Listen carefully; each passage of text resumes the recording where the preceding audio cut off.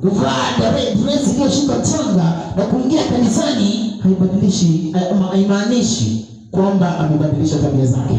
Bwana asifiwe. Na wewe siku ile kwamba uliyeingia ndani yake nyumba ya Mwenyezi Mungu, hata ukoe kwamba ni mtu aliyebadilika kinani, kiutu. Bwana asifiwe. Usibadilike tu muonekano. Mchungaji, Bwana asifiwe. Salamu ile jororo. Kisha ukishafika pale nje barabarani, hata mtoto wa jirani ukipatana na yeye unamwekelea kofi. Bwana asifiwe. Ndio maana sema kwamba tuweze kubadilika kihalisi. Tusikuwe wale watu kuisha kama nguruwe. Siku ya Jumapili ama siku yote ibada naingia ndani ya nyumba ya Mwenyezi Mungu nikiwa msafi sana, lakini kisha toka narudi pale kwenye matope.